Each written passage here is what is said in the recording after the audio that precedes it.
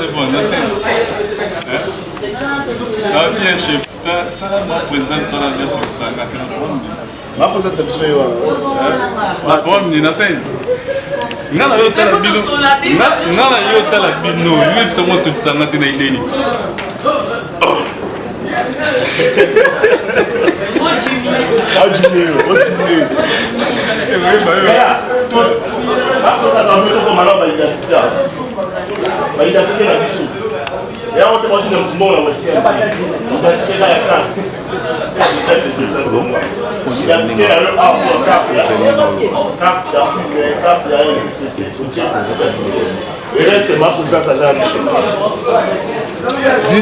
Oui. Oui, allô? Oui, bonjour.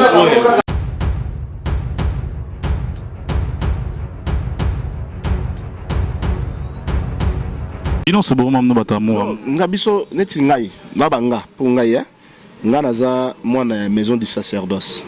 Nga salaka na prière na salaka sacerdoce royal. Tu vois? Donc je prie les bons dieux nzambe oya sala les colonations akelanga na yo. Père spirituel na ngai eza le père Konde Israël. Tu vois? Donc ngai banda bo mwana ba parents na nga balakisa biso ka elongi ya nzambe so na biso secret moko na lobango te na baémission papa na biso avant kufa atika biso elo te mère na biso avant kufa atikelanga bible comme héritage je te jure so na kosi nasala crise siko atikelanga bible comme héritage donc nazalaka awa même so bato misu bamonaka biso ka nayebi nzambe na niveau moko kozwa ide te prévané tant au Dubaï to vani mukebo je salue ma maman Olive Lembe Kabila mbote siko zana papa Raïs voilà maman nanga asalanga bobola mebele soki lelo batu ya romo lo baket na simi pe kisi c'est grâce à la maman tala nga banda kala yono ba mon monsieur te maman yebi biso tout ezaka grâce te ezaka ngolu les paniers circulent encore ce qu'on mouton banga qui jusqu'au benga siko c'est pas simple ici donc maman la biso tikelanga la bible na tikelanga ti lelo nazala on a parlé chenga so écoute tu as émission msusu no ya chenga na parlé na so bible wana na comme ça wa misé donc mozole moda na tsango wana donc ceci pousser na pangusi donc na comme mon na bible wana nde nzambe nanga comprends donc rien à voir na gwa ngai gwa nanga eza nzambe prévané yo mutakisi continuer na kisi na yo mais ba nzambe ezisaka bato kisi kutu babiki nzambe bongo nzambe. Merci à Fidèle Internaute, lui c'est tué le mot sali to décortiquer à Mansolo parce que Mansolo za moi belé toi mais quand ça un peu différence oyo mais pourquoi les lots bino artiste et comédien ya mboka na biso na artiste et comédien peut-être nigérien tozara plus na mot différence ya ba marambo belé amour o les karna bango na biso les karaté ça na biso zara toujours ba haine ba rancune ya les kio ya za danger ya za boy mais pourquoi pas bloquer on a tout et comme marquer na katsa mboka na biso est-ce que ils ont même avancement ils ont même des avancements ils ont même biso na des avancements voilà et puis toujours reculer en tout pour la nine ezalaka ki muté ya mabe ya lelo mo nanga na rouler la car mutu muso anyongi po nyonga c'est pas la vini à sombi car pour yo pe yo ya lobby ozo mona bande to pa mo maté biso bato théâtre Congo pour anine tant moni otunanga question mo bebo ti Dubaï bato bele banyonga biso total ba émission na Dubaï na bato muso ba sala biso ba réunion comprends c'est pas réunion net muso lo ba tuki wana ko ke tuki wana tuki tuka yebani wapi tuki kutu boye ako kende Dubaï ndenge nini Gino la wana Gino la wana ba Pierrot wana oh papa et ça opportunité nzamba pesi biso ozo comprends na kati ya communauté na biso ba comédien congolais il y a la haine qui monte à ma beza yango zo moi tozo progresser tu vois tandis que pas nigérien ngata la film nigérien moi mingi. Awakening Africa Magazine et Transformer Days organisent le Salon d'affaires africain, la plus grande réunion d'affaires africaine à Dallas. L'événement réunira des entreprises publiques et privées, des investisseurs, des dirigeants politiques africains et américains et des entrepreneurs. L'événement aura lieu au Grand Hall de Dallas le 6 septembre 2019 de 10h à 22h30. Awakening Africa Magazine. Nous construisons une communauté africaine forte et créons un héritage de richesse durable. Activités, salons et expositions d'affaires, conférences et networking. La conférence sera suivie d'un dîner de gala et de networking. Pour plus d'informations et réservations, appelez au 972 674 01 24 ou envoyez un email à subscribe@awakeningafricamag.com. We heard about this amazing continent with everything that we need, and everybody is packing their bags and running to Africa. Le Salon d'affaires africain, là où les leaders africains se rencontrent et créent des opportunités d'affaires.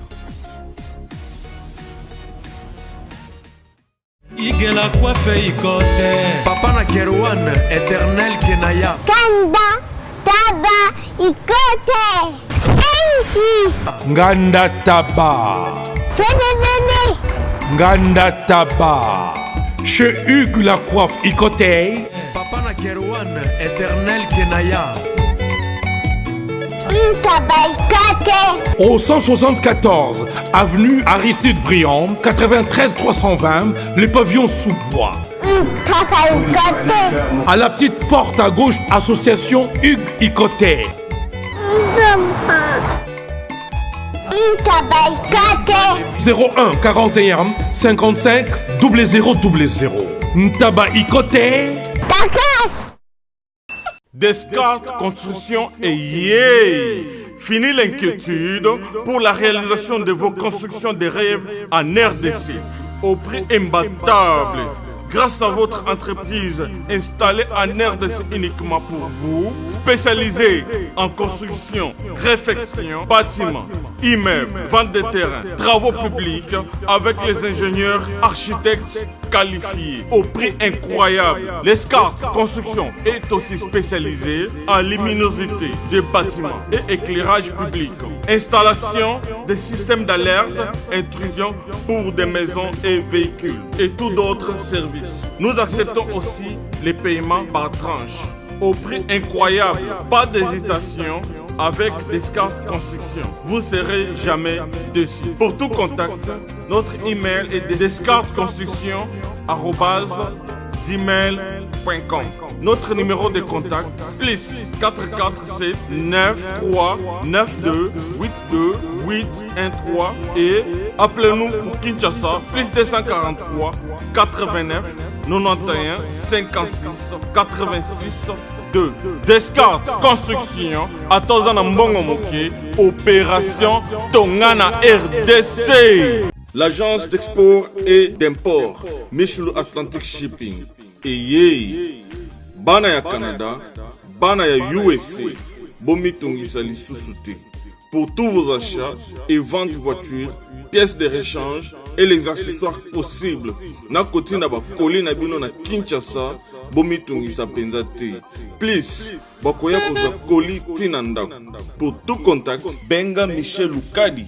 Plus 1 508 371 60 43 USA na Canada. Pour la Kinshasa, benga na plus 243 89 551 30 38. Michelo Atlantic Shipping. Yaboye. Bazuwapi. Raf Ngindou, félicitations pour la promotion, c'est la pour l'artiste. Que Dieu te bénisse. À connaît pas demander, il n'y a rien en face. Suivez Congo Promo TV avec le PDG Raf Ngindou. Nanenga Mabete, Congo Promo Raf Ngindou. Boga, en tout cas, félicitations, merci Sito Oumela. Raf Ngindou, le présentateur de la force créative Congo Promo. Congo Boroto, c'est la force militaire de Congo Promo. Et faites comme moi, allez voir Congo Promo, tv5.com. Donc au nom de Jésus-Christ, nous bénissons le Congo Promo. Avec Raf Ngindou, Congo Promo ne tombera jamais. Piccolo Congo Promo Nde. Ouais, Balobi Raf Ngindou. Congo Promo toujours, grande puissance. Come on. Congo Promo qui torcos net in a film. Congo Promo, babunda na nango. Raf Ngindou. Congo Promo. What a plus, what a boss. Oh, j'avais entendu et j'ai vu. Félicitations à Congo Promo TV. Non, mais Bible n'a pas joué. Pour Bible joué, mais l'équipe biso na standing. Pour D'abord, un, baza bolingo, amour, l'amour supporte tout. Mais biso siko aoza na lingio vini mena munoko. So pesinga mukongo. Wana poignard de na bando bomawa alomba. Yeko takasazana. Et ça la mela biso. Yo mona ngalelo so na za na répétition té. Dans la tournage té, je suis chez moi à la maison. Na van na bimati. Et puis so yeko na salon pour mona dans la chambre. Msuka na WhatsApp na ngana na bongo parce que na monde na biso ya théâtre.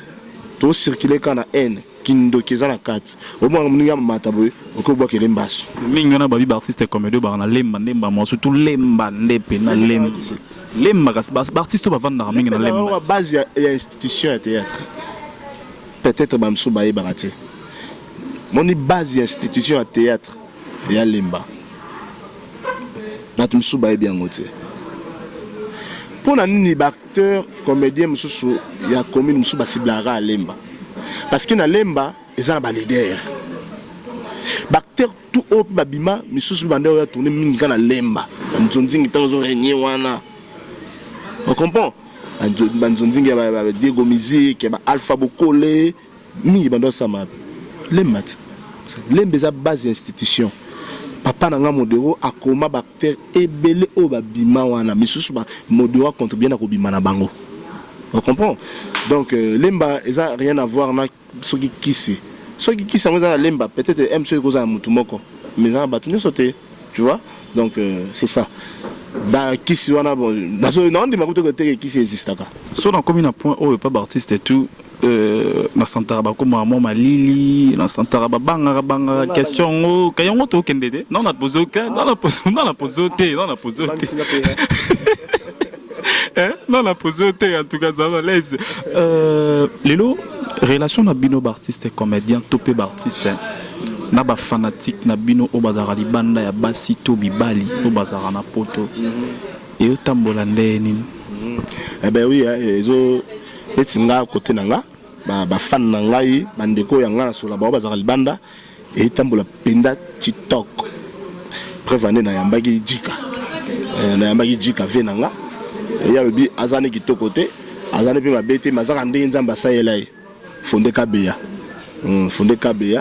bambote sikaza te vani na solara bien na master nga Yves Mosengo na solara bien na Jonathan na l'externalité positive na solara bien na Merlin Kanza motema fani mokango na Istanbul na solara bien na Tinaka Bongo yela bien muluba wan muluba de moi na solara bien na bato belé bana simoleka mama na Johanna na Sika Songo donc bato belé et belé donc c'est ça. Est-ce que c'est vrai que lelo bande qu'on a bino ba comédien ou bazwa ba opportunité manzele ba ser na biso bazara libanda bandima basala ba sacrifice basunga bango lokola mibali na bango babenda bango ba koma esika moko étant qu'artiste et comédien bafuti bango malamu to bafuta bango mabe. Bon, naza pena mieux placé te sur réponse là parce que na ebité ni sala bango bongo. Comprends? Ceux qui foutent bango malamu bango de baebi, ceux qui foutent mabe bango de baebi. Comprendre? Donc faut que Lucas qu'on a ba artiste et comédien au bazali banda au bakendaki simbité ce qu'on a mieux placé na to solana zasko lo wa mwasi. Wana joromo linga mingi yozali banda bité jonanga fona sele marmo boya boto zarnae jonwaye place yoza mais les beaux fans na orjo qui n'intérêt pas à détourner au bout à long tant que moi si mitsa na sona place bande quoi ba ibsenga ba bifini yo so nengo ki mansolo na chuke aza star aza mutu tam su poza na nzele yo tala biso na yebité mais tam soza na nzele ro tala biso pe libanda tam su pe bomeli bino ba makambu et participer ba dis confiance autour le bar na portugais donc confiance ezali souté mutu tala po bimsa mbongo ça la sacrifice pour na jona eza passi donc cop p et baby p si que mitana on a place à ba sœur wana so ezaki on a place à ba kozala la place à ba sœur wana eza passé on comprend et ça la capacité ya bombi mbongo so pe ali kele mbaye soki po sala konzo so po kenda ko sala kayu po na ebi na mikili mutu musuzu mona sala kayu na journée azana 5 places à sala kayu donc ya ba heure so mutu abonga souffrir mbongo na ya passe ya sangisi ya bengio pour décevoir et vraiment côté on a dans la penza le rôle ba sœur on a yo ka passe na motema ya o moni pe le loge et le binango yo ezo baby c'est la pe biso ba marché même sur ce côté mo boye Ndo po sola bien na mutu mobwe. Bozaka ateki babenga mutu na poto ifo zaka mwasi na mbali. Ngoza pe ser wana tozana biso ka ba ami asepela edenga na vie. Et là tu comprends ndete yango wana. Em soupe mutu mso akendaki poto ser abengaki. Mais ser abengaki est-ce que bazalaki na couple? Te peut-être ser abité na sunga ndeko nanga mobali. Abendi na poto. Tango aye ndeko mobali pa moni ya mwasi msusu akite. Mais ce que zaiki ya couple awana nde mabe. Tout le monde a ma balle et ça la main trop. Oui, on habite, on a ma bé. Ce qui est comme que mon tomuninga yé, bo balani, bo kei, qu'on a décevoir, il y a pour que pour les fin du monde, les paradis. Étant qu'un éducateur de masse, message fort na yo ko consoler mitema ba serro na tout ba roma nyon apona bino bastar. Ah, baser vraiment na sengi pardon na biso bastar. O tout qui sera bino mitema bolimbisa et puis yo pe ser ozo ya ko balaka. To yo papa pe oya ko balaka biso. Mutu tatinda kio olzo mwana mbali wa to mwana mwasi wana o memena na poto. Ils avaient confiance na yo aux qui n'ont pas. Donc, pour la marambouana ne soit yaté. D'abord, au moins le basara dialogue. Pourquoi pas le dialogue? Pour battre il faut pas solo là. Avant ça, il faut solo bio il va mututé ya. Tant que déjà so benga mutu c'est bo solo là qui. C'est que tant comme kuna bo komi bo solo le sous bien tu il y a un moment benda marambouana. Donc ba sœur ba frère yo muto bendara ba star ya biso basi pour ba le biso nyoso te ba bongo biso nyoso. Yo muto bala ba star na biso ya basi papa na biso ba frère na biso botaka poto avo bala moi si faut osola naye bien oye bana nouye aligné na vie osala nini ba sœur pas va bala ba frère avant bala ba frère pour mingi zare ba sœur ba bimsa monde ba bala mi bala ki bon nana mona pe loko ngote ki moi si abali mobali bana yoka kaka mais na ndimite ki ba mibali nyonso ba libanda na misu na nga nazomona ngo et troisième pe koli ka ndenge lobaki troisième koli déjà nga nde libanga te mpona yawa te neye si zibe service nazwaka ta 37 koli awa na zibe service na mbala moko 37 nga kuna bangaki na yebiso mwana tiaka 3 ah bon yiba yango na kiserie na bango ya mosala baza mpe na Brazzaville mwana lobaki nanga mpe na ngola bazali na ngola bazali na Brazzaville seke tobenga bango monde entier okokaniseli lokola mondele namoni yango aza mondele te azalaki yo mutu uza na France précisément ezala na Paris ezala na Rennes ezala na Lyon ezala esika nini soko uza na koli na yo kunyokwama na yo te banimero na biso yango wana benga na yo zibe service akulivre yo carton mpe koretire ye moko akuya kozwa yango mpe akuyawe na Kinshasa kaka Kinshasa te ya Maniata Makalu na Point Noir na Brazzaville na Angola na Kinshasa place ya kobunga eza te Hugues la coiffe Ikote. Et enfin, je suis arrivé. Salon Hugues la coiffe Ikote. Non seulement c'est un salon de coiffure, mais aussi une machine de transformation des hommes et femmes. Regardez-moi comment je suis. Vilain. Mais attendez, 2 minutes. Bogart. Vous allez voir.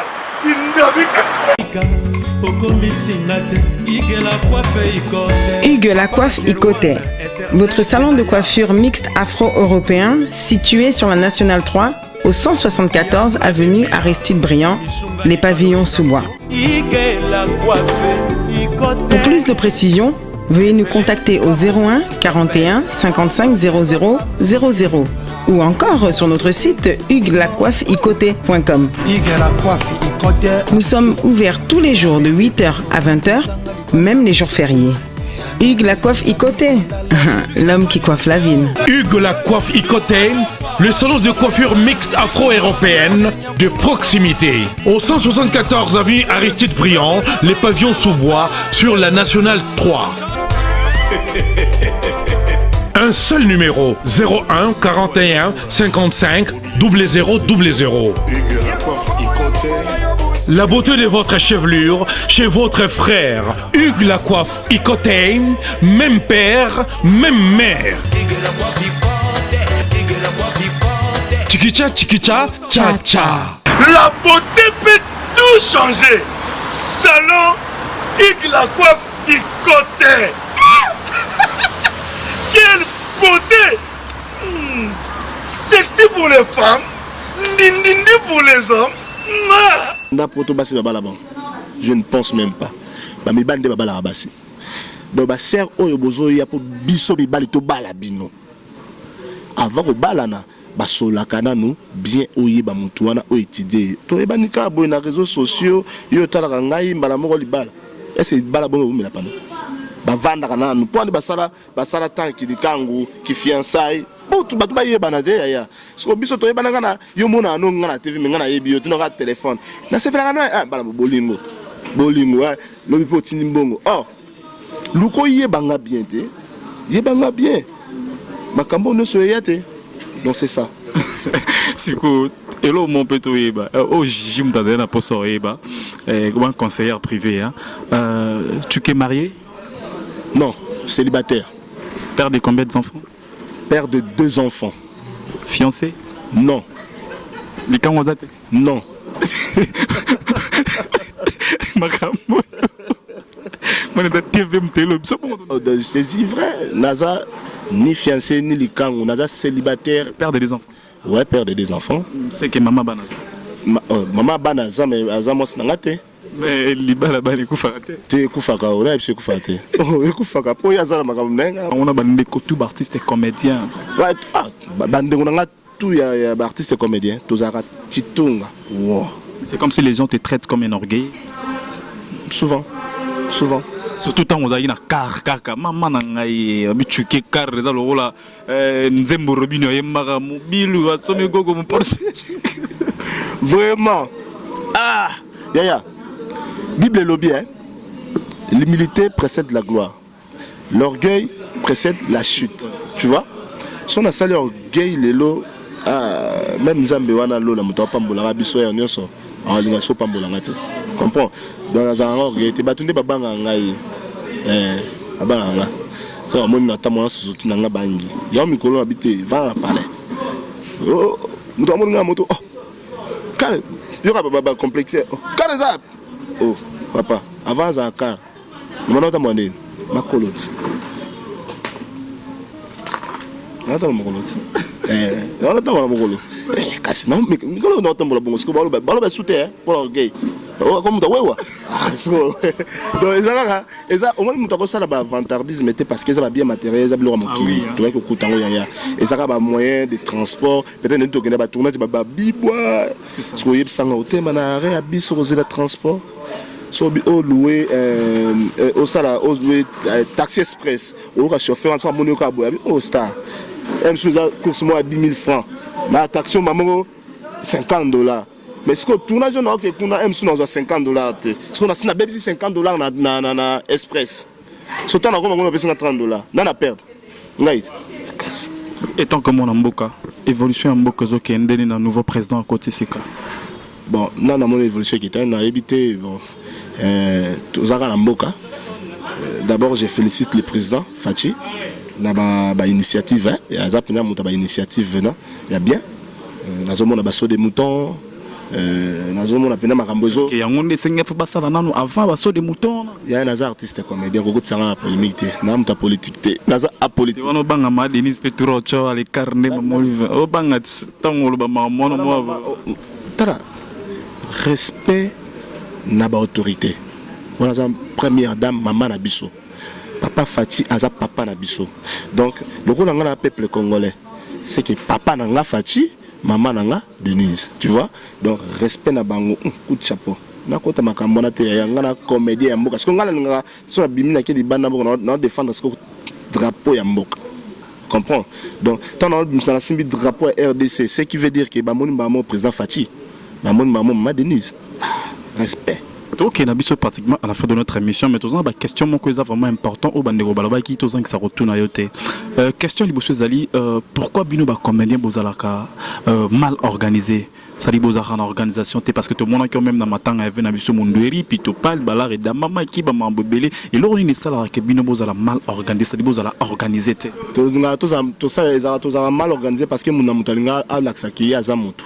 Na quoi na comprends so mutaza un problème nous toujours problème à bongo kinga na yala sa nga mbongo na nga ça peut makamnande na kinga pete so za mbongo na yo to ça ba initiative yé par mikolo ba sage ne pas sumba za président à NTPC ya biso comprends nga za na sa filière wana on s'appelle na idée OK pas président nga mona ki ça c'est ça so biso na monde na biso oyo mutu tout al nga se faire voir kaka ki yé pe aza dans un danger na kwena yango mona ye ba organisation ni se bana ga bon mais surtout longoli qui vantardisme wana to mi kiti si to bi ke mutu azo diriger biso ça kingani si un problème ne tous na ba mouvement un problème boy mutu ya le to ya empereur tuké c'est ça comment on a empereur hein comment empereur seigneur modéro m'taper ça ou empire na ngati